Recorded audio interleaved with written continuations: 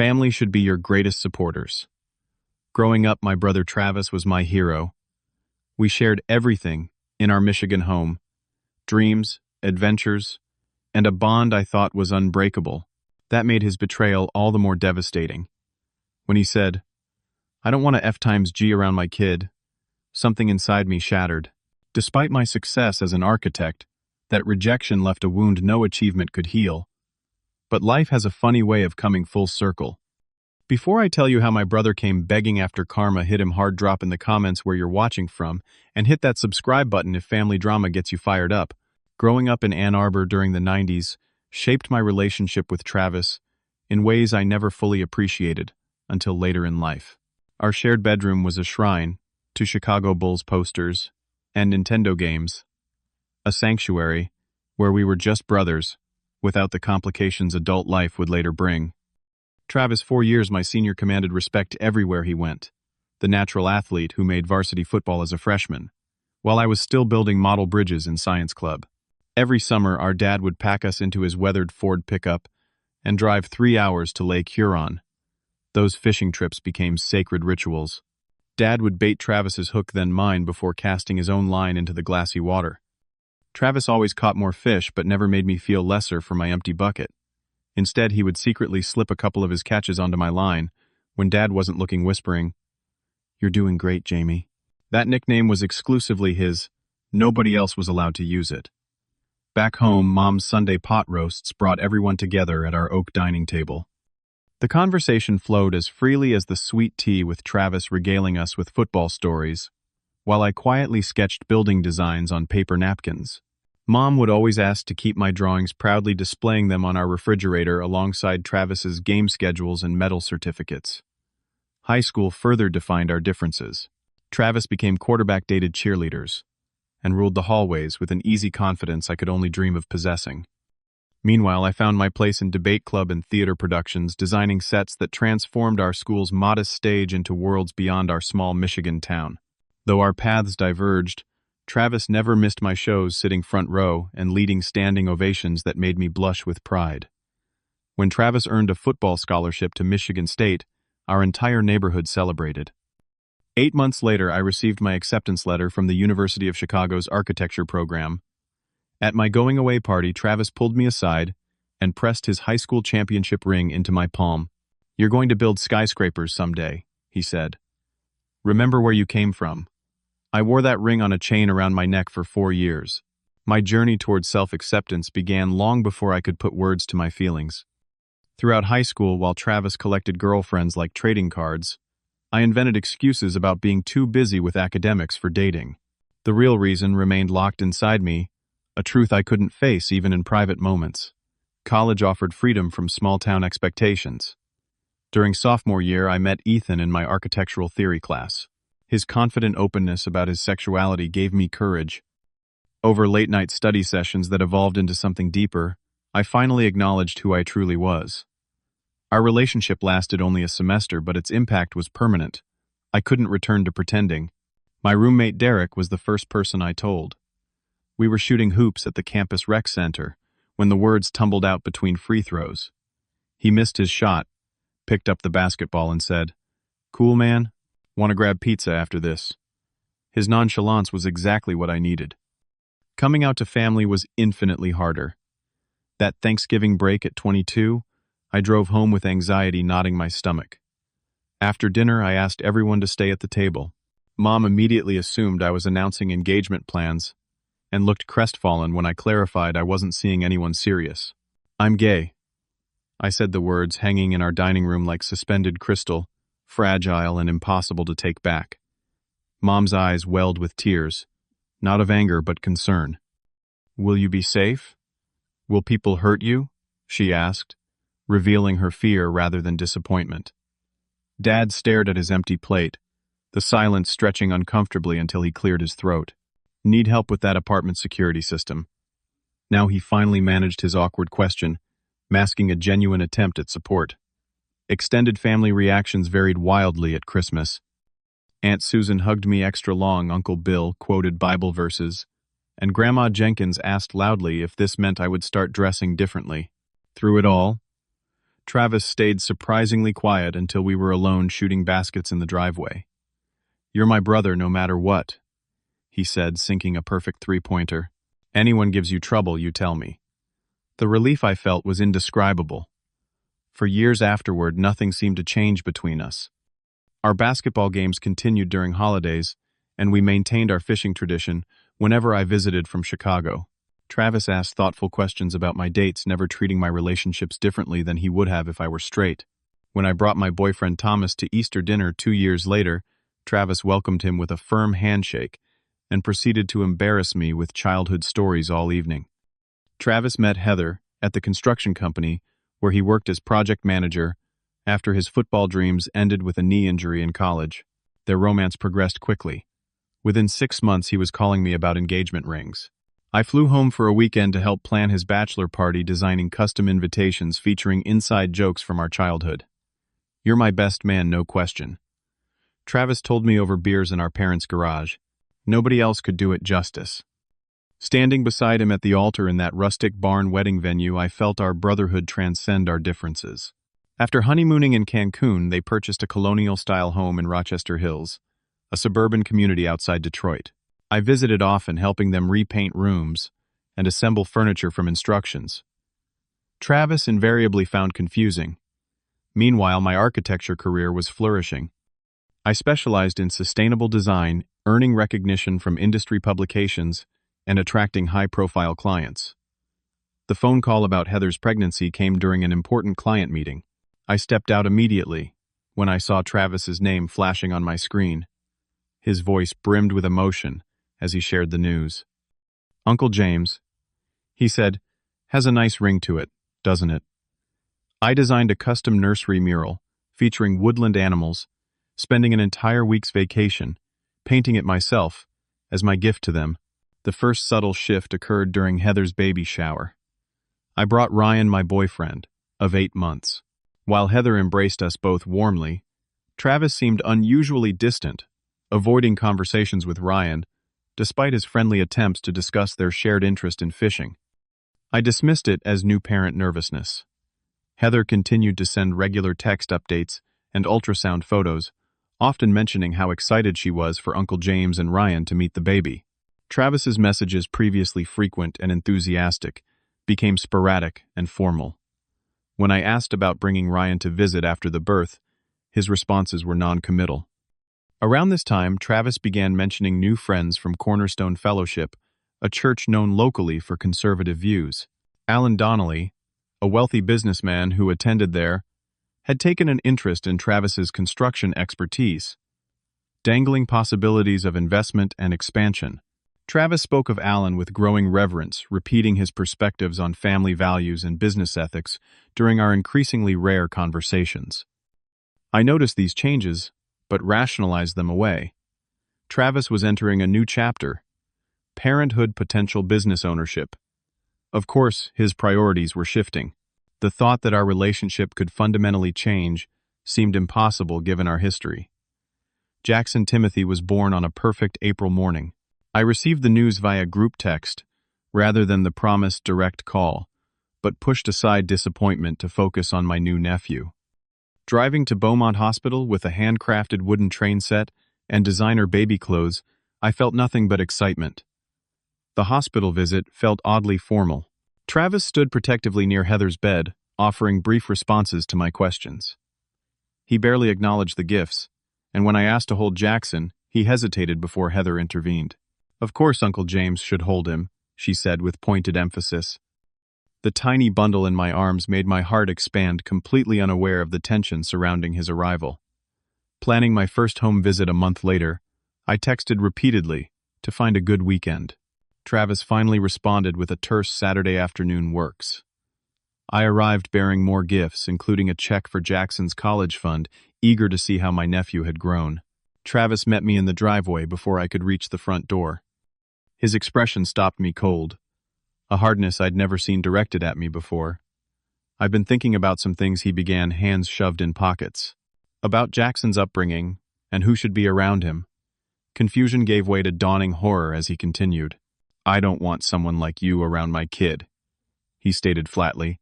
then added the slur that confirmed exactly what he meant. The world tilted beneath my feet.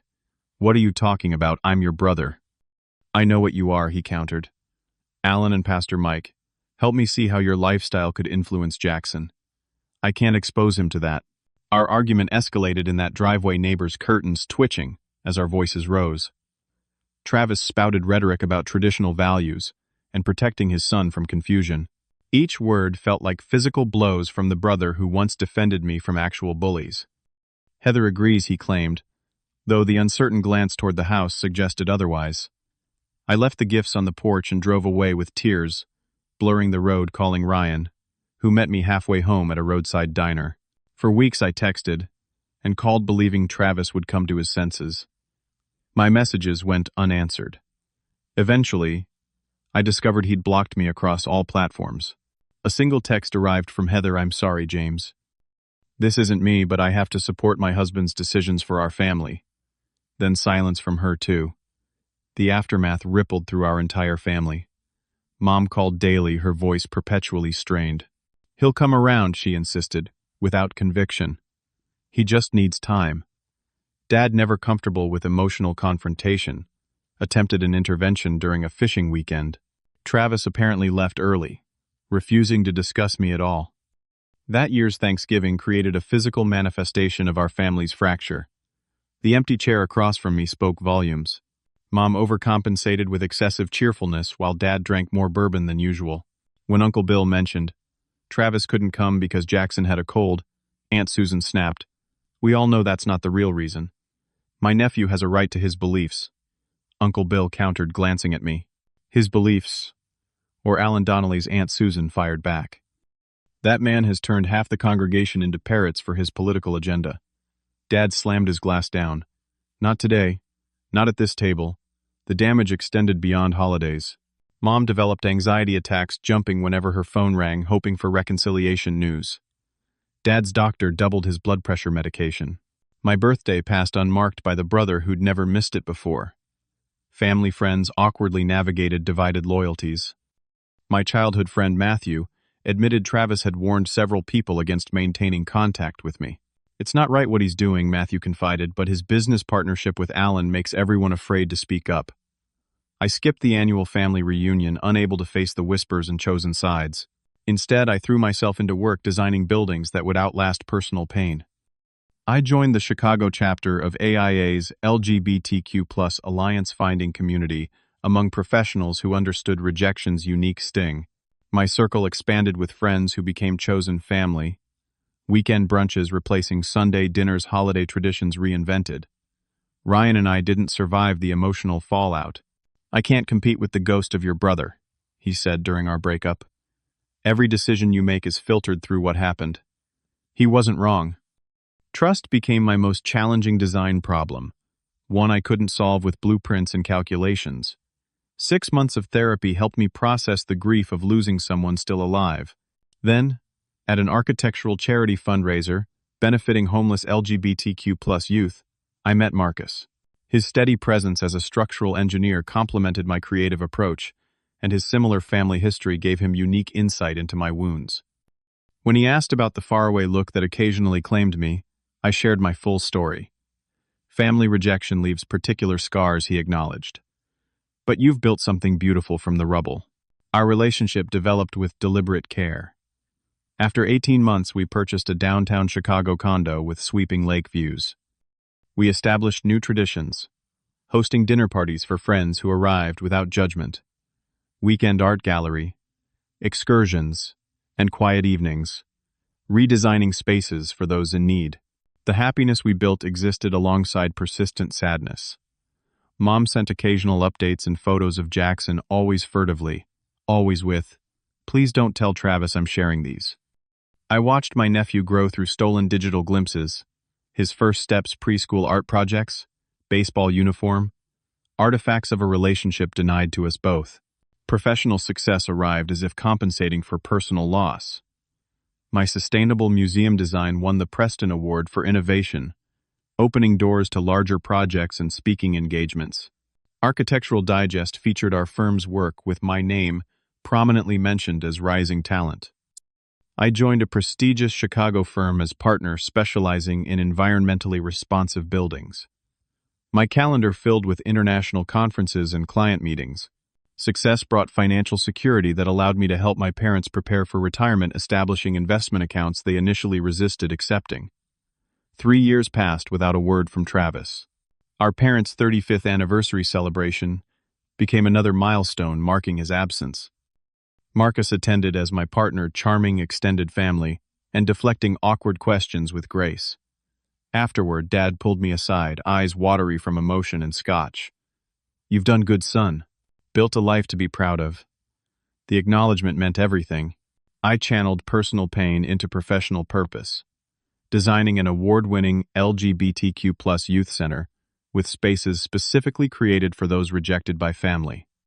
At the ribbon-cutting ceremony, watching teenagers explore rooms meant to affirm their worth, Marcus squeezed my hand. "Your brother has no idea what he's missing," he whispered. Chicago truly became home Michigan, increasingly a place that existed in memory rather than present tense. I established routines, friendships, and professional networks that had nothing to do with my past. Yet the wound remained scarred over, but tender, when pressed. The first hint of Travis's troubles came during a routine Sunday call with Mom. She mentioned casually, too casually, that Travis seemed stressed about work. "His partnership with Alan has hit some rough patches," she said quickly, changing subjects. My hometown connections, friends who remained loyal despite Travis's disapproval, filled in details gradually. Travis's construction company, heavily financed by Alan Donnelly, had lost several major contracts after complaints about corner cutting and permit irregularities. Clients were requesting refunds, threatening lawsuits. Alan's political connections had temporarily shielded them from investigation, but rumors swirled about financial improprieties. Simultaneously, whispers about Travis and Heather's marriage surfaced. They'd stopped attending church functions together. Travis had been seen arguing with Alan in public, their once-lauded partnership visibly strained. My feelings wavered between sympathy and a dark satisfaction that karma had finally appeared. "He made his choice," I told Marcus during one of many late-night discussions about my brother. "Why should I care what's happening to him now?" "Because you're you," Marcus replied simply. "Compassion isn't conditional." I continued sending Jackson birthday and Christmas gifts through. My parents never acknowledged but never returned. During an anniversary dinner with my parents, Mom mentioned Travis and Alan had a major falling out over business finances. Dad, uncharacteristically forthcoming, admitted Travis had started drinking heavily. "He's not in a good place," Dad said quietly, "but he's made it clear none of us should contact you about it." My cousin Jessica called after attending a family baptism I'd skipped. "Travis looks terrible," she reported. "Lost weight jumpy. Heather barely spoke to him the whole time." I absorbed these updates with complicated emotions, concern tangled with righteous vindication. My life was flourishing while Travis's unraveled. The brother who rejected me for moral reasons was watching his morally questionable business partner destroy everything he'd built. The call came during a client meeting 5 years after Travis cut me from his life. Seeing his name on my screen felt surreal enough that I excused myself immediately, heart pounding as I stepped into the hallway. "James." His voice sounded foreign, strained in ways that transcended poor connection. "Yes." I kept my response neutral, professional, as if speaking to a distant acquaintance. "How are you?" he asked awkwardly, as though we'd spoken last week instead of half a decade ago. "I'm in the middle of something, Travis. What do you need?" The coldness in my voice surprised even me. Silence stretched between us before he exhaled heavily. "I need help. Everything's gone to hell." The story spilled out in disjointed pieces. His construction company had filed for bankruptcy after Alan Donnelly embezzled their operating capital and disappeared to South America. Travis faced potential criminal charges for fraudulent contracts he'd signed at Alan's direction, his signature on documents he claimed not to have read carefully. The bitter irony wasn't lost on me. The same man whose homophobic influence had turned Travis against me had ultimately ruined him professionally. The moral mentor had proven morally bankrupt. "I don't have anywhere to turn," Travis admitted, voice breaking. "Everyone's abandoned me." My emotions collided: shock, anger, vindication, and an unwelcome pity. What exactly do you want from me? Can we talk in person? I know I don't deserve it, but please. I ended the call, promising nothing, except that I'd consider it, then returned to my meeting with manufactured composure that dissolved the moment I reached home. Marcus listened silently as I recounted the conversation, then surprised me with his response. You should see him. After everything he did. Why should I? Marcus shrugged. Not for him. For you. I spent the next week investigating Travis's situation through mutual connections. The details proved grimmer than he'd outlined.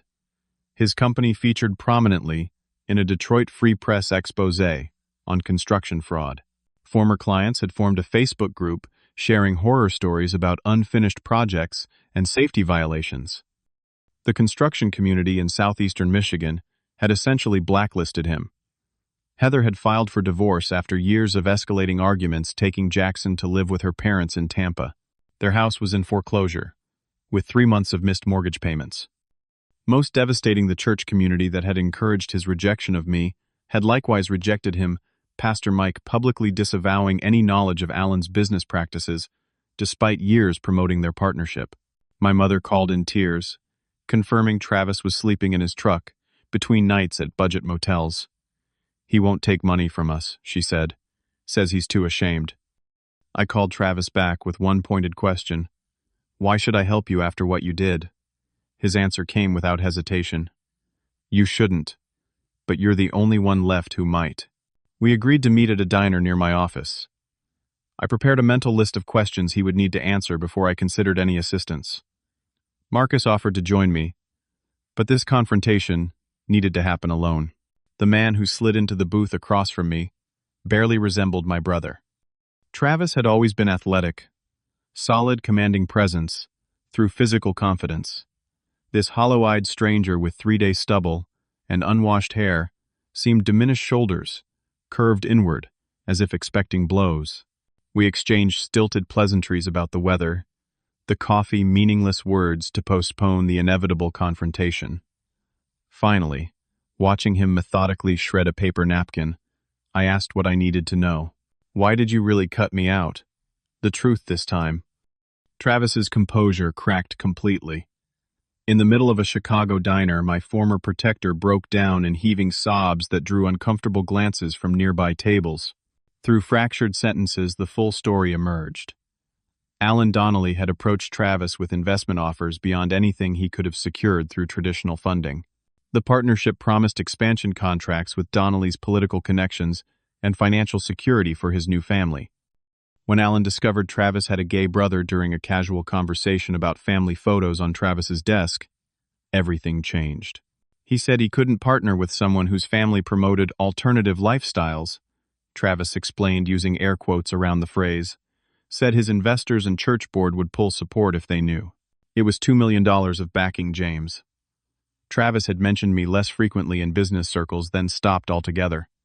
When Alan learned I was still involved with Jackson, he delivered an ultimatum: completely sever ties or lose the partnership. Pastor Mike counseled me that protecting Jackson from confusion was my paternal duty. Travis continued, staring at his hands, said sometimes family ties need pruning for spiritual health.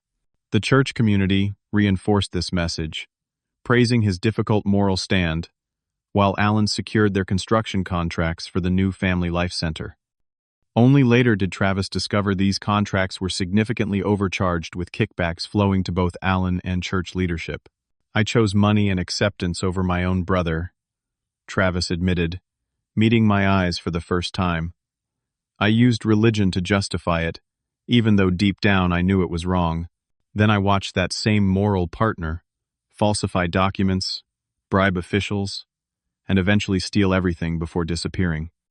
And Heather. She never agreed with cutting you off. We fought about it constantly. She stayed for Jackson's sake, but once the business collapsed and the truth about Alan came out, she couldn't take any more. Can't blame her. His tearful apology seemed genuine, acknowledging his behavior was unforgivable. I sat silently, processing his confession, while unexpected sympathy battled my justified anger. I don't expect forgiveness, he finished. I just wanted you to know the truth before you decided about helping me. I told Travis I needed time to think, promising nothing. Walking Chicago's lakefront for hours afterward, I sorted through conflicting emotions. Marcus listened without judgment when I recounted Travis's explanation. "What do you want to do?" he asked simply. "I don't know," I admitted.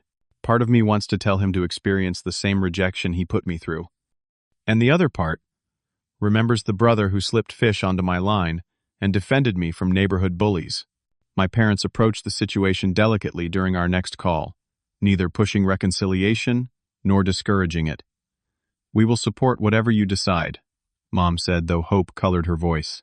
That night, sleepless beside Marcus I weighed justice against mercy. Memories surfaced of Travis carrying me home with a sprained ankle, teaching me to throw a spiral standing ovation at my high school plays. Balanced against these were the slur in his driveway. Years of silence, the family gatherings lost forever. I considered what helping Travis might mean, not just for him, but for healing our fractured family. The possibility of knowing my nephew properly after years of distant glimpses through photographs. Most importantly, I recognized this wasn't just about Travis, but about breaking cycles of rejection. The youth center I designed stood as testament to my belief in second chances, in creating safe spaces for those cast out. Could I offer less to my own brother? My call the next morning came with non-negotiable conditions. Travis would need therapy to address both his alcohol dependency and the beliefs that led to his rejection of me. He would educate himself about LGBTQ+ issues through resources I would provide. He would make genuine amends not just to me but to Heather for pressuring her participation in his rejection. Yes, he agreed without hesitation to each requirement. Whatever it takes. I offered our guest room for 2 months maximum, time to stabilize, find work, and secure his own place. The boundaries were crystal clear: respect for my home, my relationship with Marcus, and our shared lives.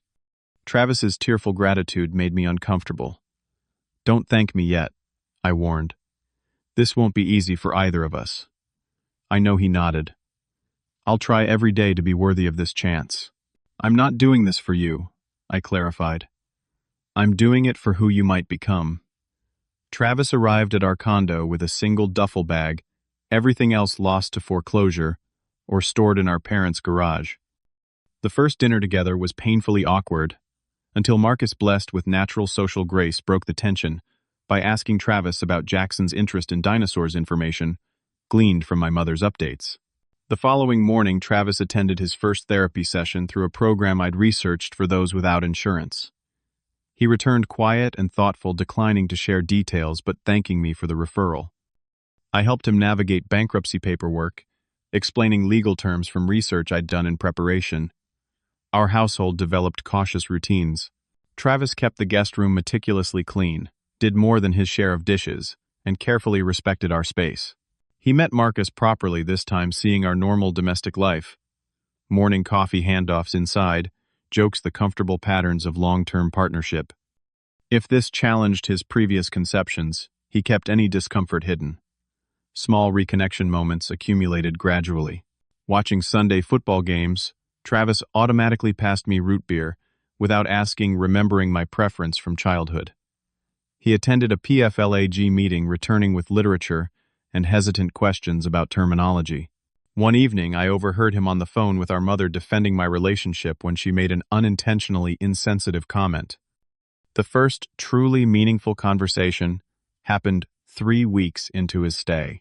Travis described his life during our estrangement, the growing emptiness, as Alan's influence isolated him from family, friends, and eventually his wife. I shared my accomplishments and struggles, the community I'd built in his absence. We carefully navigated painful memories, finding occasional moments of unexpected laughter amidst the healing process.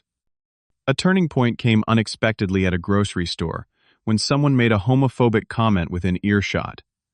Travis stiffened, then calmly confronted the stranger.